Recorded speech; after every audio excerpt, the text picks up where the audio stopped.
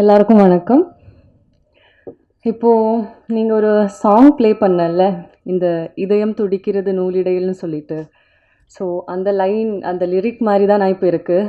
என்னோடய இதயம் அப்படி துடிச்சிக்கிட்டே இருக்கிறேன். என்ன பண்ணுறதுன்னு தெரியல, என்ன பேசுகிறதுன்னு தெரியல.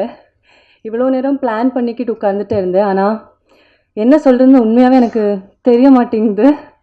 ஆல்சோ என்னோடய தமிழ் கொஞ்சம் எனக்கு அவ்வளோ பேச தெரியாது. பட் நான் தமிழில் தான் பேசணும்னு நினைக்கிறேன். அதனால் தமிழ்லேயே ட்ரை பண்ணுறேன்.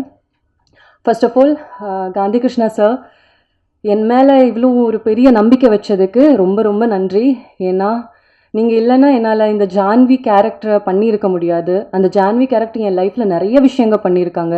As a person, as an artist என்னை ரொம்ப இவால்வ் பண்ணியிருக்கு.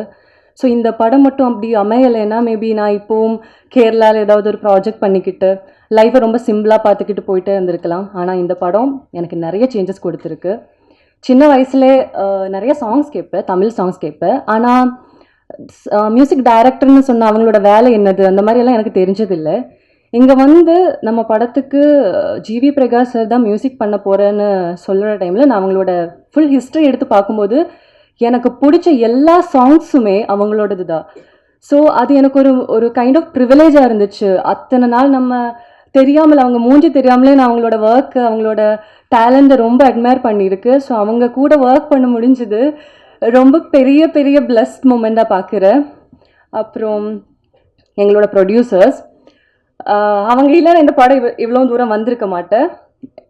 ப்ரொடியூசர்ஸ்னு கூப்பிட்றதுல எனக்கு விருப்பம் இல்லை. அவங்க ஒரு ஃபேமிலி மாதிரி எங்களை எல்லாரையும் ரொம்ப கம்ஃபர்டபுளாக வச்சுக்கிட்டு அழகாக பார்த்துக்கிட்டு ரொம்ப நல்லா இருந்துச்சு இந்த படம் ஒர்க் பண்ணுறது. இங்கே இருக்கிற எல்லாரை பற்றியும் சொல்லணும்னா நிறைய சொல்லணும். வைரமுத்து சார், இதெல்லாமே ரொம்ப பிளஸ் மூமெண்ட்ல ஆஸ் அ டெபியூட்டண்டா இந்த மாதிரி ஸ்டேஜில் வந்து நின்று இவங்க முன்னாடி நின்று பேச முடியறதே பெரிய விஷயமா நான் பார்க்குறேன். ஸோ எல்லாருக்கும் ரொம்ப ரொம்ப நன்றி. என்னோட கூட நடித்த ராணா, கிருத்திக், அமிதா, இன்னும் நிறைய பேர் இருக்காங்க, சம்பத் சார், எல்லாருக்குமே ரொம்ப நன்றி.